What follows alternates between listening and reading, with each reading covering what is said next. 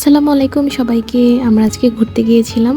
আমার ভিডিও করার কোনো প্ল্যান ছিল না। তো আমরা ব্রিজে গিয়ে কুলিয়ারচর ব্রিজে যাওয়ার পরে আমি ভিডিও অন করি। তো ওখানে যাওয়ার পর সিদ্ধান্ত হয় ওদের যে ওরা হচ্ছে ব্রিজের ওই পারে একটা সুন্দর এলাকা আছে মানিকদি, ওখানে যাবে।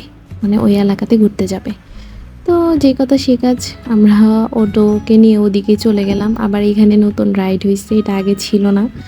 হইছে হয়তো অনেক আগেই, কারণ আমার আসা হয় না, আমি সঠিক জানি না কবে হইছে। তো আমি লাস্ট যখন আসছিলাম তখন এগুলো ছিল না।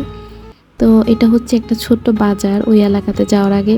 এই যে ছেলেটা দেখতে পাচ্ছেন, এই ছেলেটা বলতেছিল যে হ্যালো গাইস, মানে অনেক ফানি কইরা কথা বলতেছিল। যাই হোক, আমরা হচ্ছে ওই মানিকদি পূর্বকান্দা ওই গ্রামে চলে আসছি। গ্রামের ভিউটা অসাধারণ ছিল।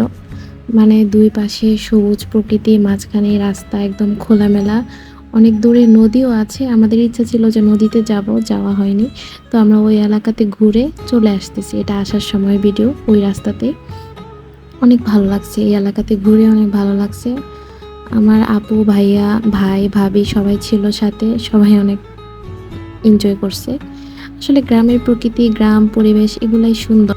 তো তখন হচ্ছে আমরা চলে আসতেছি, মানে ব্রিজে চলে আসব। ব্রিজে আসার পরে এখানে কুলিয়ারচর ব্রিজে যারা গিয়েছেন তারা জানেন এখানে অনেক রকমের দোকান থাকে, মানে ফুচকা হাউস, কফি হাউস অনেকগুলা থাকে।